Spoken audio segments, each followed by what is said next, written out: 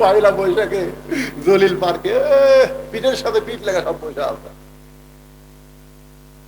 আল্লাহর বান্দার একটু মনোযোগ দিয়ে শোনেন, যেগুলো প্রশ্ন এখানে করা হয়তো সবগুলোর উত্তর দেওয়া হবে।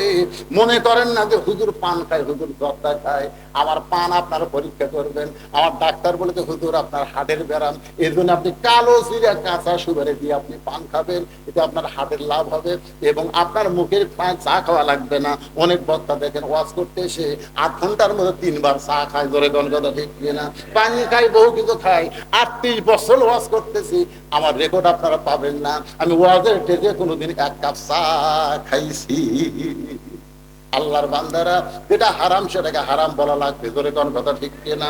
হালালও বাইয়িনুন হারামও বাইয়িনুন। আল্লাহ কোরআনে বলেছে হালালও প্রকাশ্য হারামও প্রকাশ্য, তবে জর্দা খাওয়ার কথা কোরআন হাদিসের মধ্যে নাই।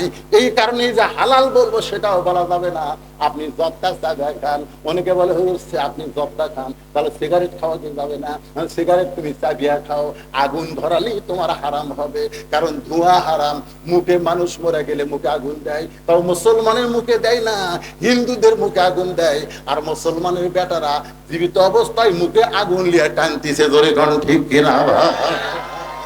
ইন্না লিল্লাহি ওয়া ইন্না ইলাইহি রাজিউন। একটু মনোযোগ দিয়ে শুনবেন, হযরত আলী কিন্তু দরজায় দাঁড়িয়ে বলেছেন রব্বানা, মনে আছে না ভুলে গেছেন? রব্বানা আতিনা ফিদ দুনিয়া হাসানাতাও ওয়া ফিল আখিরাতি হাসানা ওয়া কিনা আযাবান্নার।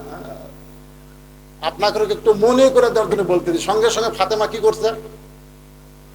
আরে চাটা ঘুরান বন্ধ করছে, কোরআন তেলাওয়াত বন্ধ করে দৌড়ে এসে বুড়া আঙ্গুলে ভর দেয়া স্বামীর কপালে চুমু খাইছে। আলী বলতেছে তুমি চাটা ঘুরান বাদ দিলা, কোরআন তেলাওয়াত বাদ দিলা। ফাতেমা তখন কি বলতেছে? আল্লাহ নবী বলেছেন স্বামী যখন বিবির কাছে আসবে তখন বিবির একটাই কাজ, স্বামীকে খুশি করা। স্বামীকে কি করা? ফাতেমা বলতেছে আপনি কোরআন তেলাওয়াত বাদ দিয়ে আপনি